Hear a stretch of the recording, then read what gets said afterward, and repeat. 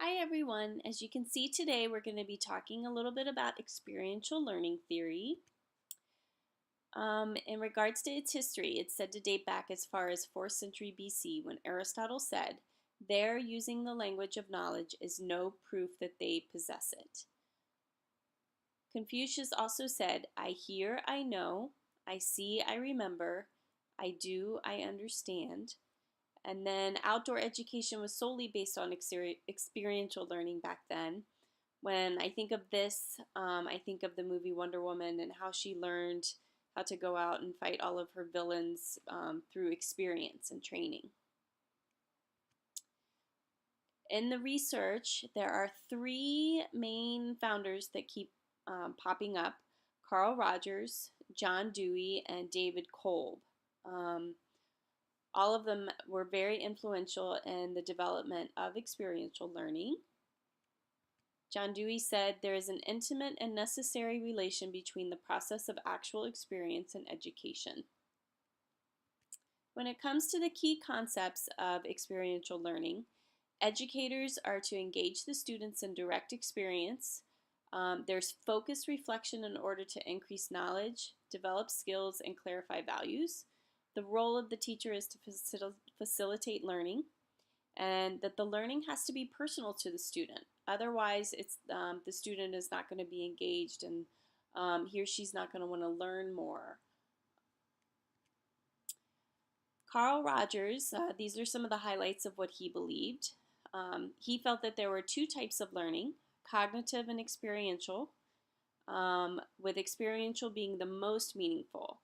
The qualities of experiential learning included personal involvement, learner initiated, um, the evaluated by the learner, and with pervasive effects on the learner so that the learner would walk away and be able to have future implications. It was very important in Roger's mind to create a positive learning environment, clarify the purpose for the learner. Maybe this might have been done through discussions, idea presentations, um, to make sure you organize and make resources available, maybe point the learners in the right direction.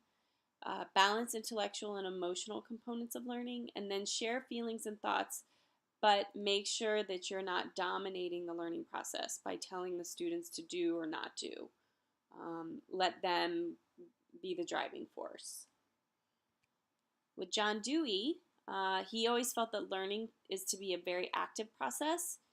He really challenged educators to develop programs that would not differ from real life experiences. He felt like being able to learn how to live in the real world was key. Children were to come to school to do things, that active learning, and then learn how to contribute to society. So, once again, to be able to give back. He actually helped to spawn the development of experiential learning programs and experiments like Outward Bound. And then the last one to highlight, of course, would be David Kolb.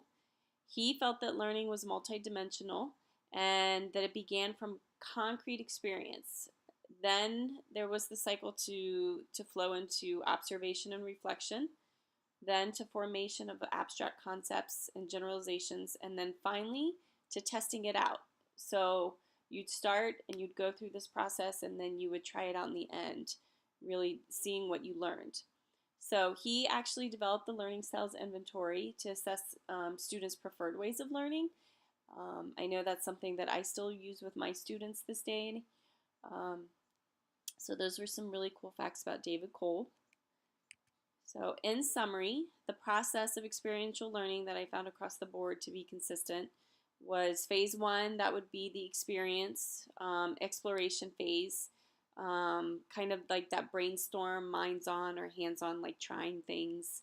Phase two, reflecting, so thinking about what was discovered, processing that piece, and leading into analyzation, so describing and discussing how the experience went and sharing how problems were tackled.